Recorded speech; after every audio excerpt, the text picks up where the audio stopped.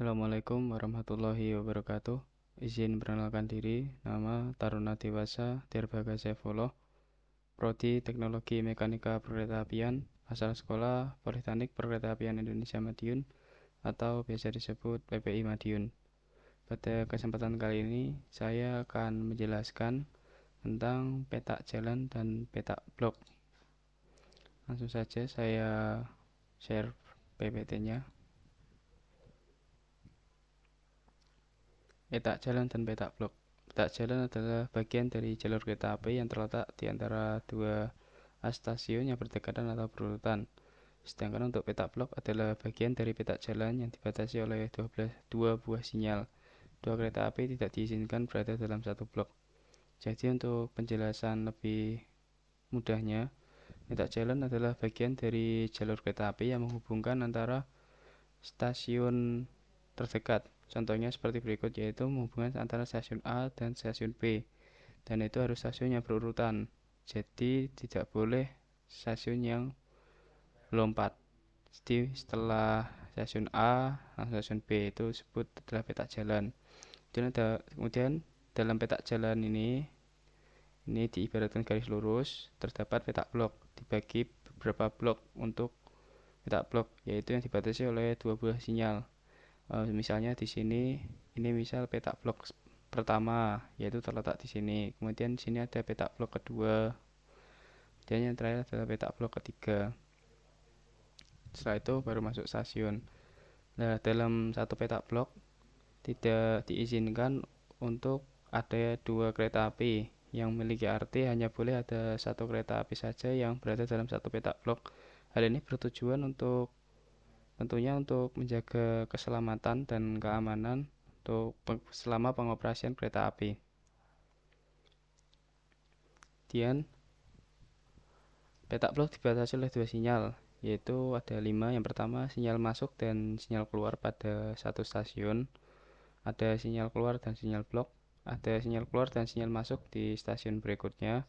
Ada sinyal blok dan sinyal blok berikutnya. Dan yang terakhir ada sinyal blok dan sinyal masuk. Dalam peta blok sendiri dibagi menjadi dua, yaitu blok tetap dan blok bergerak. Kalau dalam bahasa Inggris fixed block untuk blok tetap, dan blok bergerak adalah moving block. Blok tetap memiliki pengertian yaitu suatu sistem yang menjamin aman dengan membagi peta jalan menjadi beberapa bagian blok yang panjang dan lokasinya tertentu, di mana hanya satu kereta dalam blok. Sedangkan blok bergerak adalah suatu sistem yang menjamin aman dengan membagi peta jalan menjadi beberapa bagian blok yang panjang, dan lokasinya berubah-ubah tergantung kecepatan dan posisi kereta api yang bersangkutan dan kereta api yang di depannya. Untuk blok bergerak sendiri menggunakan sistem CBTC, yaitu Communication Based Trade Control. Kemudian untuk sistem blok otomatis tertutup ini adalah blok tetap. Itu merupakan pengoperasian kereta api yang menganut prinsip bahwa suatu kereta api harus minta izin terlebih dahulu dari stasiun tujuan sebelum masuk ke suatu blok karena kedudukan normal aspek isinya asal berindikasi asal berhenti.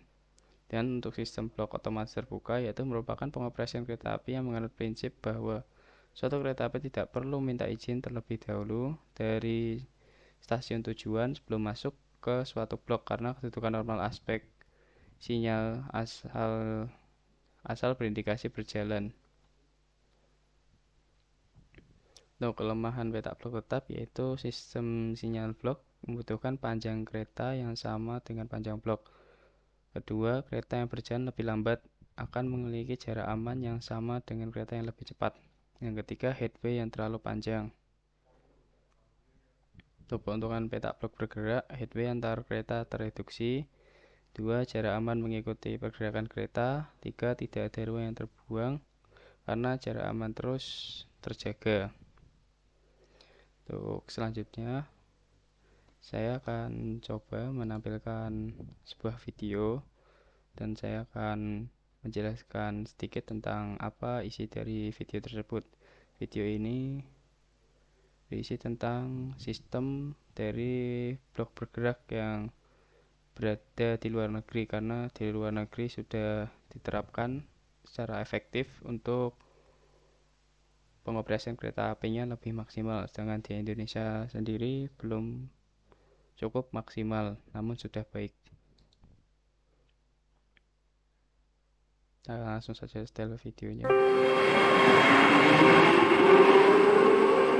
Millions of people have relied on BART for the better part of 5 decades to get around the Bay.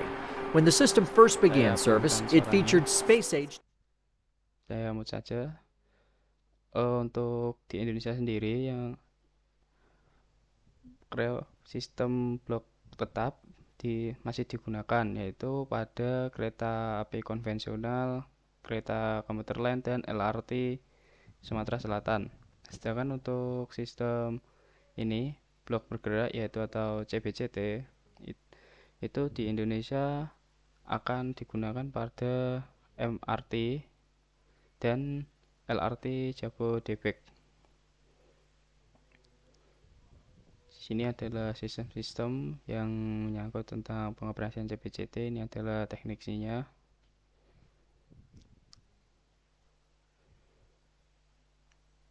Nah, di sini ada penjelasan sedikit tentang phased block. Untuk phased block sendiri, nah ini merah ini diindikasikan kereta harus berhenti, sedangkan kuning ini harus menjaga jaraknya dengan kereta yang lain. Jadi dalam satu blok tetap tadi, saya kembali, dalam satu blok tetap tadi hanya boleh ada kereta api, dan jaraknya ini memang diatur oleh tadi sinyal tadi. Jadi jaraknya itu bisa terlalu panjang, bisa kurang efektif dalam pengoperasian kereta api karena jaraknya kurang bisa berdekatan karena berpatokan dengan sinyal.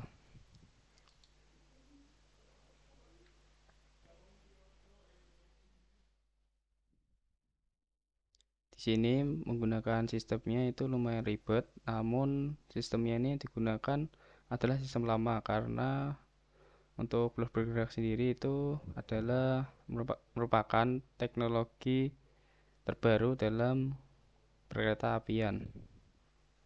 Ini sistemnya masih lama, ada kabel banyak yang saling terhubung, saling terkoordinasi.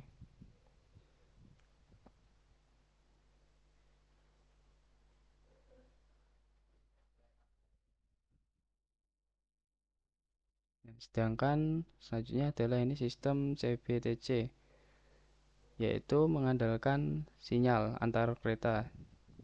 Jadi untuk penjelasannya, nanti jarak antar kereta ini bisa saling tidak terlalu jauh seperti blok tetap, tapi tetap ada jarak amannya.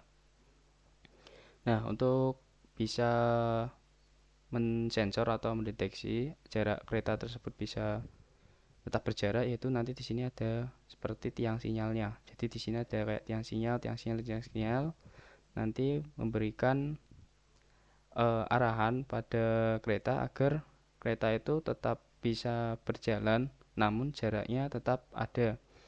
Nah, dalam sistem ini juga memiliki keuntungan karena pengoperasian kereta lebih efektif karena kereta sendiri pasti lebih banyak, karena kalau misal dalam petak blok sendiri itu kan lumayan panjang ya, sekitar 1 kilometeran atau bahkan bisa lebih atau bisa kurang.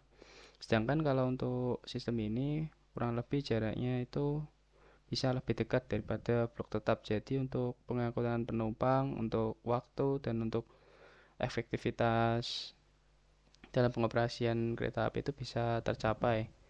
Namun di Indonesia sendiri sistem ini belum banyak difungsikan.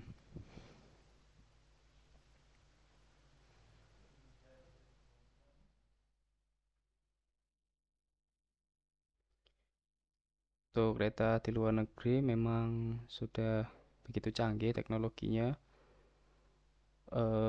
Menggunakan bahan bakarnya pun sudah lebih banyak menggunakan bahan bakar listrik daripada menggunakan minyak bumi, karena listrik adalah sumber energi yang ini sebagai sumber energi alternatif, karena tidak akan habis ya daripada minyak bumi yang hasilnya itu dari fosil zaman dahulu, zaman purba. Nah, ini di luar negeri sangat bagus sekali. untuk sistem perkeretapiannya dan teknologinya tentunya lebih maju. Videonya sudah selesai tentang sistem CBTC yang berada ini, saya ngambilnya di YouTube yang berada di luar negeri. Saya mencoba untuk menjelaskan kembali dan mencoba mengcompare dengan atau membandingkan dengan sistem blok tetap yang ada di Indonesia. Pada kesimpulannya adalah sistem blok bergerak itu lebih bagus dan lebih efektif daripada blok tetap, karena dari segi efisien waktu untuk pengangkutan jumlah penumpang dan mengurangi penumpukan jumlah penumpang itu lebih baik daripada blok tetap. Sekian dari penjelasan saya. Apabila ada salah kata atau salah informasi, saya mohon maaf. Wassalamualaikum warahmatullahi wabarakatuh.